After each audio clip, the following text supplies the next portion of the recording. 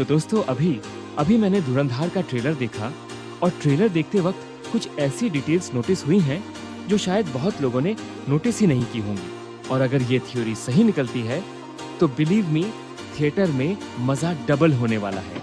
सबसे पहले अगर आपको याद हो तो धुरंधर 1 में जब रेमान डकैत मर जाता है वहीं से असली स्टोरी शुरू होती है, क्योंकि ट्रेलर में दिखाया गया है कि रेमन की डेथ के बाद पूरे ल्यारी टाउन में गैंग वॉर्स शुरू हो जाती है। हर गैंग बस यही सोच रही है कि अब ल्यारी का कंट्रोल किसके पास जाएगा। और यहीं पर एंट्री होती है हमजा की। ट्रेलर के कुछ शॉट्स में जब हमजा को दिखाया जाता है तो उसका स्वैग और एटीट्यूड अलग ही लेवल का लगता है। ऐसा लग रहा है कि अब मामला सिर्फ गैंग वॉर का नहीं रहा, ये अब पर्सनल वॉर बन चुका है। और इसकी सबसे बड़ी वजह है ये चूतिया मेजर इकबाल, क्योंकि स्टोरी में बताया गया है कि वही मेजर इकबाल है जिसने 26/11 मुंबई अटैक करवाया था। अब सोचो अगर किसी इंसान का इससे पर्सनल कनेक्शन हो जाए तो वो क्या करेगा? बिल्कुल बदला। और शायद इसी वजह से मूवी का नाम रखा गया है धुरंधर द रिवेंज। अब मुझे ऐसा लगता है कि मेजर इकबाल को पहले से ही अंदाजा लग चुका होगा कि रहमान डकैत की मौत के पीछे हमजा का हाथ है, इसलिए वो सीधे सामने नहीं आएगा। वो थोड़ा टाइम के लिए अंडरग्राउंड रहेगा और पीछे से पूरा गेम कंट्रोल करेगा।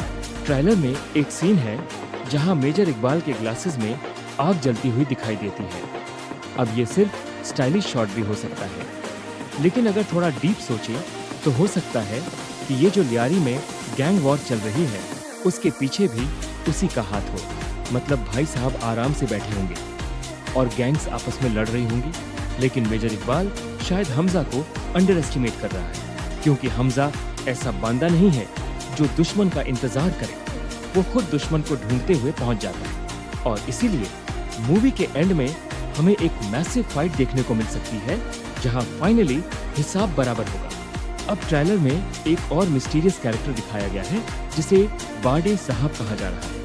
लेकिन इंटरेस्टिंग बात यह है कि ट्रेलर में उसका पूरा चेहरा नहीं दिखाया गया, सिर्फ फेस का एक साइड दिखाया गया है। और ऑनेस्टली देखने में थोड़ा नवाज शरीफ जैसा लग रहा है, लेकिन कंफर्म कुछ नहीं कहा जा सकता। हो सकता है कि ये कोई बड़ा पॉलिटिकल कैरेक्टर हो जो इस पूरे गेम को कंट्रोल कर रहा हो। अब ट्रेलर के कुछ शॉट्स में हमें पाकिस्तानी आर्मी भी हमजा का साथ देती हुई दिखाई देती है, तो शायद ये वही लास्ट फेज होगा जब सिचुएशन पूरी तरह कंट्रोल से बाहर हो चुकी होगी। अब अगर एसीपी असलम की बात करें तो ट्रेलर में साफ दिख रहा है कि वो इस गैंग वॉर को रोकने की कोशिश कर रहा है, क्योंकि अगर ये वॉर बढ़ गई तो पूरा लायरी बैटलफील्ड बन सकता है। अब बात करते हैं हमजा के पास्ट की। ट्रेलर में हमें उसका यंग वर्जन भी दिखाया गया है जिसका नाम है जाकिरात सिंह रंगी। और यहाँ स्टोरी थोड़ा इंटरेस्टिंग हो जाती है, क्योंकि एक सीन में दिखाया गया है कि वो किसी फंक्शन में कई लोगों को मार देता है, लेकिन उसी सीन में वो थोड़ा शॉक्ड और डरा हुआ भी लगता है। तो हो सकता है उसने ये सब गुस्से में किया हो, शायद अपनी फैमिली की मौत का बदला लेने के लिए। लेकिन उसके बाद उसे या तो उम्र कैद मिलती है या फिर मौत की सजा।